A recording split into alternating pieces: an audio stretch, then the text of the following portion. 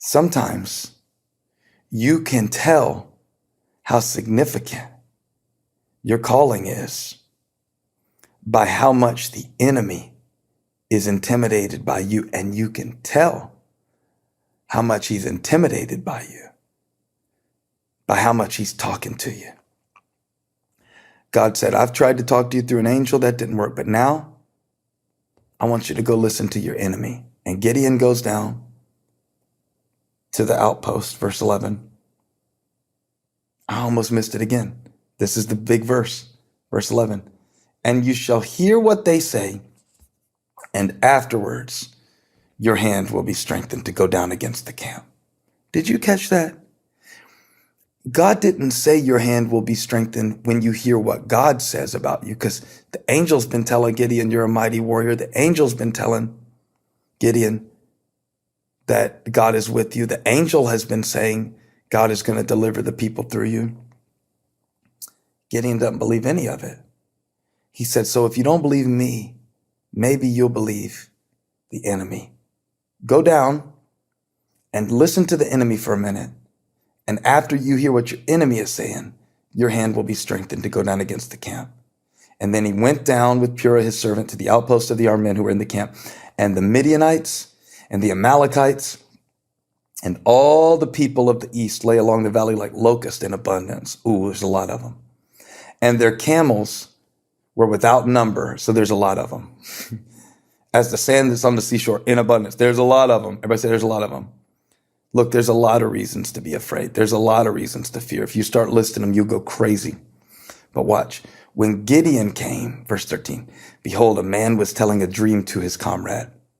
And he said, behold, I dreamed a dream, and behold, a cake of barley bread tumbled into the camp of Midian.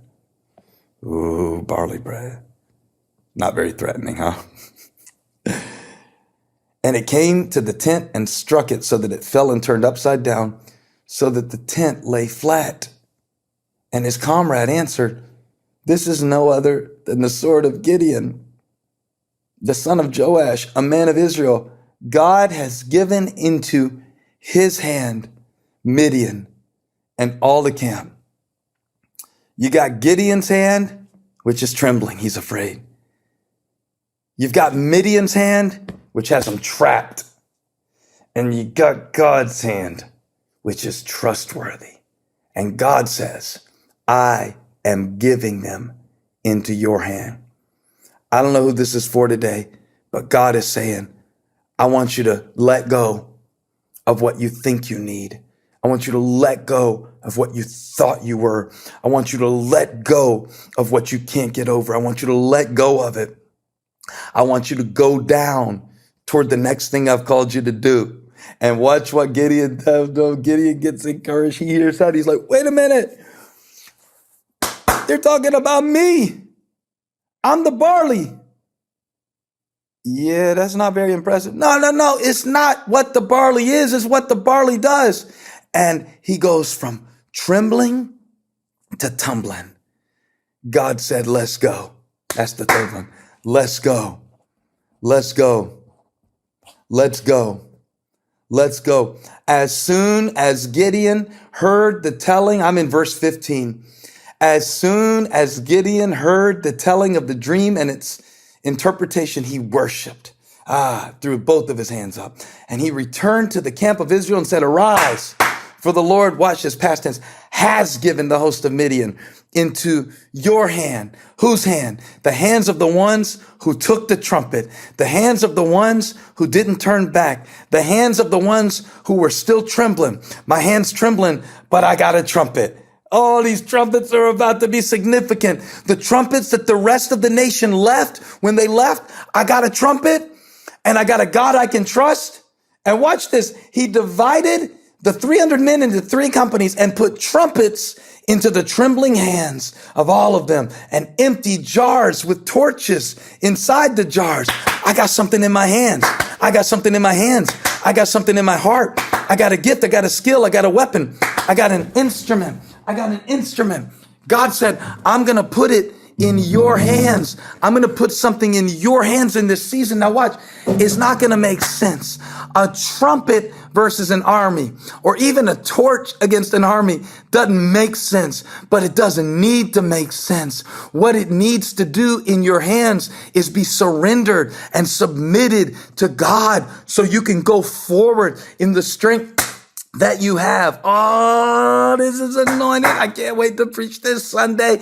He put a trumpet in their trembling hands. He put a torch in the other hand. He said, I need you to have something in your hands that you can use. Now, what has God put in your hands? And what have you put in his hands? You could put it in his hands. The battle belongs to the Lord. You could put it in his hands. It is not by might. It is not by power. He is speaking today. He is strengthening today. That's why the enemy has been fighting you. He's tried to keep you in his grip. But we came to break the grip of the enemy, just like Gideon did. God said, I'm breaking the grip of the enemy over your life today. I'm breaking the grip of addiction. I'm breaking the grip of depression. It can't hold you anymore. Put it in his hands. And when you put it in his hands, he puts it in your hands. I got my trumpet. I got my torch. What's the torch? That's the light of the word that God has spoken. What's the trumpet? That's the sound of your praise. That's the sound of his word that you speak out. My God, this'll preach. He divided the 300 men who he had left into 3 companies and put trumpets in the hands of all of them, not the 32,000. No, the 300 that will go forward. God is looking for 300 today who will say, I'll take the trumpet and I will go toward what God has called me to do. And I will take the torch and I will march toward what God has called me to be. And I'll do it shaking, and I'll do it unsure, and I'll do it in faith, and I'll do it step by step. And he gave them a trumpet and an empty jar. So there's something that goes into both of those, right? The breath goes in the trumpet, and inside the jar is going to go the light to turn the empty jar into the torch. Woo! God's going to put something in you that's going to transform it from a silly instrument to an instrument of victory. And he said to them, verse 17, look at me and do likewise. When I come to the outskirts of the camp, do as I do. When I blow the trumpet, when I take what's in my hand and breathe into it, I and all who are with me, then blow the trumpets also. When I do it, you do it. And on every side of the camp, I want you to blow those trumpets and I want you to shout for the Lord and for Gideon. So Gideon and the 100 men who were with him, he takes a third of a small army, a third of 300. That's all you need. You don't need what you think you need. You just need to give him the instrument. Here's what I want to do at this point in the sermon. Gideon took the 300, came to the outskirts at the beginning of the middle watch, when they had just set the watch, just like 2 a.m, and they blew the trumpets and smashed the jars that were in their hands. They used what they had. Then the 3 companies blew the trumpets and broke the jars. Blow the trumpet, break the jar. They held in their left hands the torches and in their right hands the trumpets to blow. And they cried out, a sword for the Lord and for Gideon.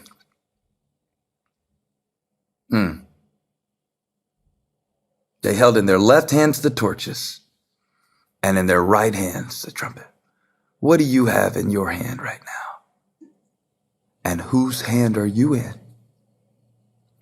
Why are you so stressed and scared of an enemy that is so intimidated by you? Blow your trumpet.